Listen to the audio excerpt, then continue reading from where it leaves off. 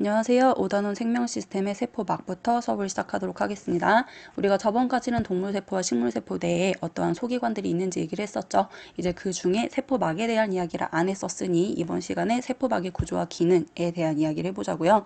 먼저 세포막이라고 하는 건 어디였냐면 그냥 우리가 동물세포를 이렇게 뭉뚱하게 그린다라고 친다면 뭐 이 내부에는 핵도 있었고 리보솜도 있었고 미토콘드리아도 있었고 뭐 소포체, 골지체 여러 가지 소기관이 있었죠. 그 중에 우리가 가장 겉부분에 이렇게 선의 형태로 그렸던 거 있었잖아요. 이것을 우리가 세포막이라고 표현을 했었는데 이 세포막을 커다랗게 표현하면 어떻게 생겼겠느냐에 대한 내용입니다.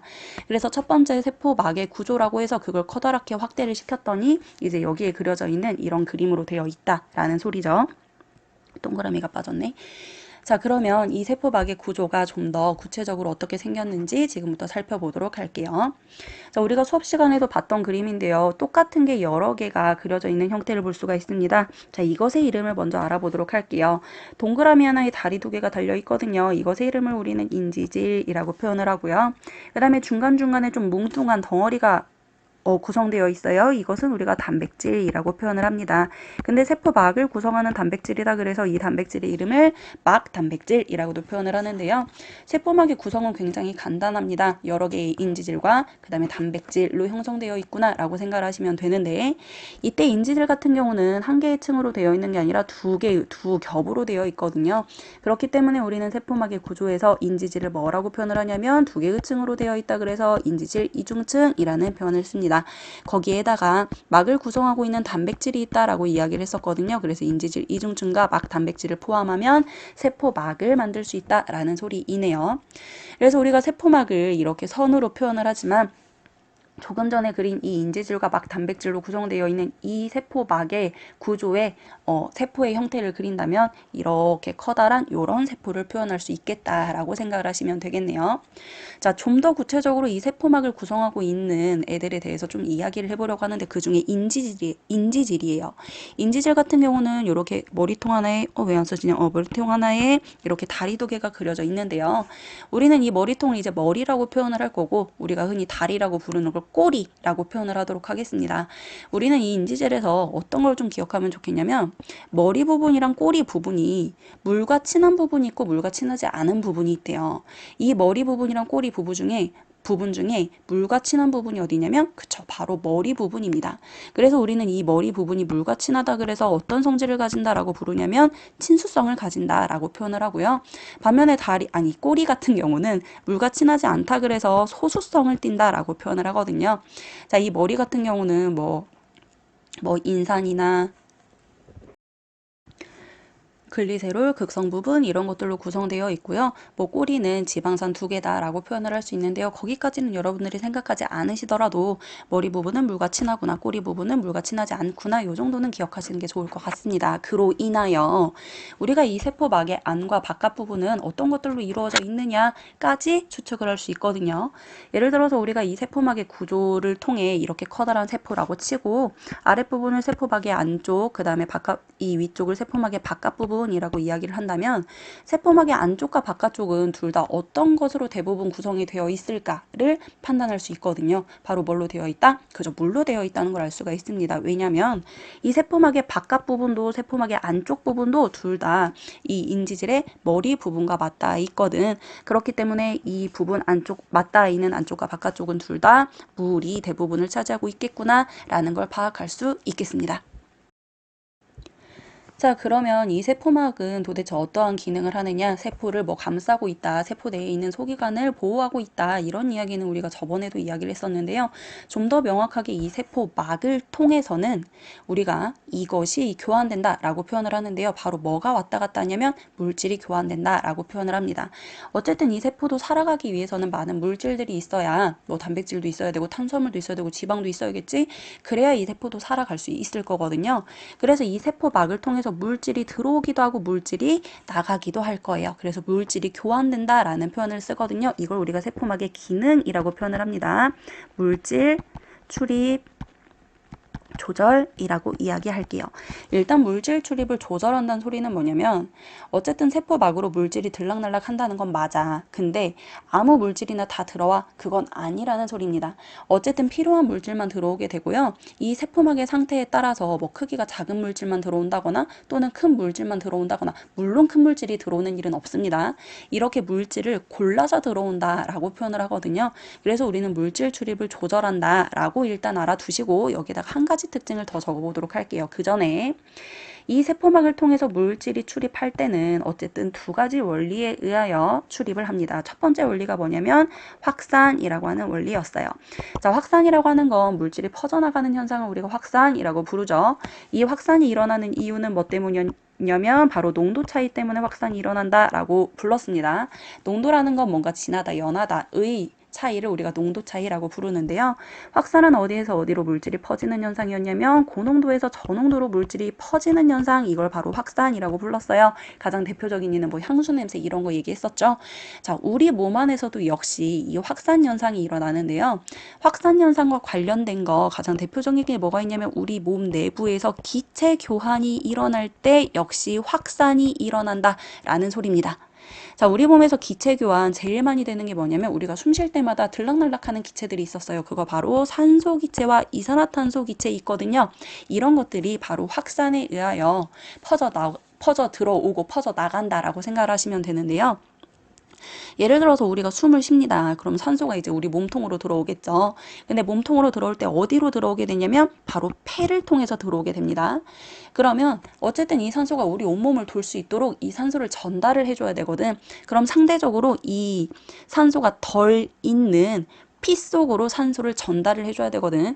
근데 이때 혈액은 어디를 통해서 도냐면 혈관을 통해서 돌아요. 이렇게 산소가 많은 쪽에서 산소가 부족한 쪽으로 산소가 퍼져나가는 현상, 이거 확산이라고 부르고요. 반대로 이산화탄소 같은 경우는 우리 온몸을 혈액이 돌았어요. 그럼 이산화탄소 농도가 높을 거거든요. 그래서 원래는 혈관을 돌고 있는 혈액 속에 이산화탄소가 녹아 있다가 얘가 폐에는 이산화탄소 농도가 낮을 거거든. 그래서 폐 쪽으로 이산화탄소가 퍼져나가면 우리가 숨을 내쉴 때 다시 이산화탄소가 빠져나가는 현상이 일어난다고요. 이렇게 기체 교환에서도 확산 현상이 일어나는구나 라고 생각하시면 되는데요. 우리가 조금 전에 이야기했던 이 세포막에서도 역시 물질이 들락날락할 때 확산 현상이 일어난다라는 소리입니다. 예를 들어서 아미노산이 세포 밖에는 굉장히 많았어. 근데 우리 세포 안쪽에는 아미노산이 없었다. 그러면 이때 아미노산이 어디에서 어디로 움직이냐면 당연히 아미노산이 많은 쪽에서 아미노산이 적은 쪽으로 퍼져나간다라는 소리예요. 그래서 고농도에서 저농도로 물질이 이동한다는 거 이건 반드시 기억을 하셔야 하고요. 근데 이때 물질이 세포막에서 그냥 아무데로나 막 왔다 갔다 하는 건 아니야. 왜냐면 이 세포막은 두 개의 구조로 되어 있거든요. 하나는 인지질이라고 했었고요. 하나는 단백질이라고 불렀었어요.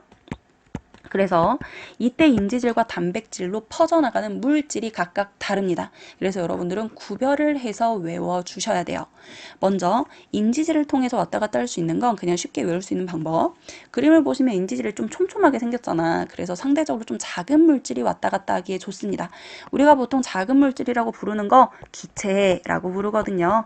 자, 기체에서 가장 대표적인 거 조금 전에 이야기했던 대로 산소 기체나 이산화탄소 기체 있잖아요. 이런 것들이 바로 인지질을 통해서 왔다 갔다 할 수 있어요. 그 다음에 두 번째 인지질을 통해서 왔다 갔다 할 수 있는 건 상대적으로 극성이 없는 물질, 지용성 물질이라고 부릅니다.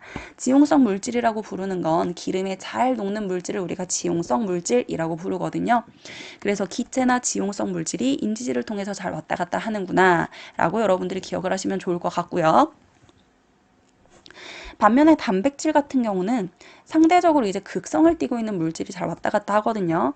그래서 조금 전에 기름에 잘 녹는 물질이 인지질을 통해서 왔다 갔다 했다면 반대로 단백질을 통해서는 수용성 물질이 왔다 갔다 할 수 있어요. 수용성 물질은 극성을 띠고 있는 물질로서 물에 잘 녹는 물질을 의미하거든요. 그래서 수용성 물질이 단백질을 통해서 왔다 갔다 한다거나 또는 전기적 성질을 가지고 있는 이온 있죠. 뭐 칼륨 이온, 나트륨 이온 이런 것들이요. 이런 것들도 역시 단백질을 통해서 왔다 갔다 할 수 있네요. 그 다음에 이제 물질 중에서도 좀 크기가 작은 단위체들 있지. 가장 대표적으로 포도당 또는 아미노산 이런 애들이 바로 단백질을 통해서 쑥 하고 들어올 수 있습니다. 아까도 얘기했지만 덩치가 커다란 애들은 세포막 속으로 들어올 수 없어요. 상대적으로 크기가 작은 애들만 들어올 수 있고요. 뭐 최대한으로 포도당이나 아미노산 정도만 들어올 수 있구나 라고 생각을 하시면 될 것 같습니다. 그래서 여러분들은 인지질과 단백질을 통해서 왔다 갔다 할 수 있는 물질들이 이렇게 나뉘어져 있다는 거 꼭 기억을 해주시고요. 이때 물질은 확산, 퍼져나가는 현상을 통해서 우리 세포막을 들락날락 한다는 거 기억을 하시면 좋겠네요. 근데 여기에서 어쨌든 세포막은 아무런 물질이나 들락날락할 수 있는 게 아니라 그때그때 필요한 물질만 또는 정해진 물질만 받아들인다 해서 세포막의 기능의 두 번째 특징을 뭐라고도 부르냐면 선택적 투과를 한다. 이 단어도 꼭 기억을 하시는 게 좋겠습니다. 세포막에서는 아무 물질이나 들락날락할 수 있는 게 아니에요. 필요에 의한 것만 선택적으로 투과시킨다는 거 선택적 투과성이거든요. 이 성질을 반드시 기억하시면 좋겠네요. 자, 그 다음에 두 번째 물질이 이동하는 원리입니다. 바로 삼투라고 부르거든요. 여러분들이 흔히 삼투압이라고 많이 이야기를 하시더라고요. 이 삼투도 마찬가지로 농도 차이에 의하여 뭔가 이동한다라고 생각을 하시면 되는데요. 삼투 같은 경우는 뭐가 이동하는 현상이냐면 얘는 확산이랑 반대입니다. 저농도에서 고농도로 고농도죠. 고농도로 무언가 이동하는 현상을 삼투라고 부르는데요. 이때 저농도에서 고농도로 뭐가 이동한다? 그저 맞아요. 물이 이동하는 현상을 우리가 삼투라고 부릅니다. 여러분들은 명확하게 물이 이동한다는 거 반드시 기억을 하셨으면 좋겠는데요. 조금 전에 우리가 저농도에서 고농도로 물이 이동한다고 했잖아. 근데 반대로 물의 입장에서 이야기를 하잖아. 그러면 저농도 같은 경우는 연하단 소리야. 그러면 용질이 똑같을 때 저농도라고 하는 건 물이 많단 소리거든요. 반대로 고농도라고 하는 건 진하단 소리야. 그럼 용질의 양이 같을 때 얘는 물이 적단 소리예요. 결국 물이 많은 쪽에서 적은 쪽으로 평형을 맞추기 위하여 이동을 하는구나 라고 생각을 하시면 될 것 같거든요. 자, 이 삼투 같은 경우는 우리 몸이나 또는 이제 식물 같은 데서 뿌리에서 물을 흡수한다거나 또는 몸 안에서 뭐 소변을 누기 전에 뭐 오줌을 싸기 전에 물을 재흡수한다거나 이럴 때 삼투 현상에 의한 삼투 현상이 일어나곤 하는데요. 이 삼투에서 여러분들이 좀 기억을 하셨으면 좋겠는 그림의 형태가 있어요. 우리 수업 시간에 그렸었죠? U자형 관입니다. 자, 이 관에다가 가운데다가 막을 하나 끼워. 이때 이 막을 뭐라고 불렀었냐면 우리가 반투과성 막이라고 불렀습니다. 아무거나 통과할 수 있는 게 아니라요. 상대적으로 크기가 작은 것들만 통과할 수 있다라고 얘기했었거든요. 그래서 여러분들은 물이 이동하나 보구나 라고 생각하시면 됩니다. 용질은 이동할 수 없고 물이 이동 가능하구나 라고 생각하시면 돼요. 그래서 이때 왼쪽에다가는 이제 뭐 저농도의 설탕물을 넣었다 치고요. 오른쪽에다가는 고농도의 설탕물을 넣었다 칩시다. 그리고 나서 이제 시간이 지남에 따라 이 U자관에서는 어떠한 현상이 일어나느냐를 관찰을 하게 되는 거죠. 그리고 나서 이제 시간이 지남에 따라 관찰을 했더니 이 물의 높이가 이 용액의 높이가 서로 달라졌다는 거지. 자, 분명히 왼쪽이 저농도였고 오른쪽이 고농도이거든요. 그러면 이 반투과성 막을 통해서 물이 이동을 할 건데 여러분들은 물이 왼쪽에서 오른쪽으로 이동하느냐 오른쪽에서 왼쪽으로 이동하느냐 그걸 따져 주셔야 됩니다. 조금 전에 우리가 삼투는 저농도에서 고농도로 물이 이동한다라고 얘기했거든요. 그리고 나서 이 그림을 보시면 왼쪽이 저농도고 오른쪽이 고농도예요. 그렇다면 저농도에서 고농이니까 오른쪽으로 물이 이동하는구나 라는 걸 체크할 수가 있고요. 물이 자꾸 오른쪽으로 이동하다 보면 원래의 높이보다 오른쪽 U자관에서는 물의 높이가 높아지게 될 거고 반면에 저농도 설탕물이 있었던 이 왼쪽 관에서는 물이 빠져나갔으니까 물의 높이가 낮아지게 되겠죠. 이게 바로 삼투압에 의해 삼투 현상에 의해 물이 이동했구나 라는 걸 여러분들이 좀 체크하셨으면 좋겠고요.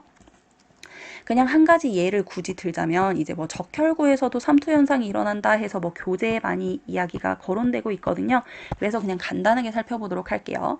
적혈구는 이제 우리 혈액 속에 들어있는 가장 대표적인 세포라고 생각하시면 됩니다. 그냥 동물세포 속에 들어있는 세포다라고 보시면 되는데요. 어쨌든 이 적혈구 자체도 세포로 되어 있기 때문에 그 세포 자체만의 농도가 존재하고 있을 겁니다. 근데 이 적혈구의 농도보다 뭔가 농도가 더 진한 용액에다가 적혈구를 담갔을 때 또는 이 적혈구의 농도보다 농도가 연한 저농도의 용액에 적혈구를 담았을 때 또는 그냥 적혈구랑 농도가 똑같은 용액에 담았을 때 이 적혈구의 부피가 변한다는 거예요. 역시 여기에서도 물의 이동에 의한 삼투 현상이 일어난다는 소리거든요. 그래서 여러분들은 간단하게 이 적혈구의 부피만 따져보시면 될 것 같은데요. 첫 번째 경우는 이 적혈구 자체의 농도보다 농도가 높은 고농도에 담갔다라고 했거든요. 그럼 상대적으로 적혈구가 저농도고 고농도가 용액이겠죠. 그러면 물이 저에서 그쪽으로 이동한다라고 했으니 이렇게 적혈구 내에 있었던 물이 빠져나간다라고 생각하시면 되겠네요. 그렇다면 이 첫 번째 경우의 적혈구의 부피 같은 경우는 원래 적혈구의 부피보다 물이 빠져나갔으니 당연히 부피가 작아진다라고 표현하시면 됩니다. 근데 반대로 두 번째 같은 경우는 이번에는 적혈구 자체의 농도보다 농도가 낮은 저농도에다 집어 넣었어요. 그러면 물은 저농도에서 고농도 쪽으로 이동하니까 이번에는 적혈구 쪽으로 물이 들어오는 걸 알 수가 있겠네요. 따라서 이번에는 적혈구의 부피가 증가하겠구나 판단하시면 되고요. 마지막 경우 같은 경우는 적혈구 자체의 농도와 바깥의 용액의 농도가 서로 같다라고 했기 때문에 얘 같은 경우에는 부피 변화가 없다, 부피가 일정하다라고 표현하시면 되겠네요. 이런 식으로 생명체와 관련된 삼투 현상이 이런 것들이 있구나 정도로 여러분들이 파악을 하시면 될 것 같고요. 어쨌든 세포막에서는 물질이 이동하는데요. 물질이 이동할 때는 아무거나 막 왔다 갔다 하는 게 아니라 선택적으로 투과가 가능하구나. 이때 물질이 왔다 갔다 할 때는 확산의 원리와 삼투 원리에 의하여 물질이 교환이 일어나는구나 정도로 여러분들이 기억을 하시면 좋을 것 같습니다. 이번 수업은 여기까지입니다.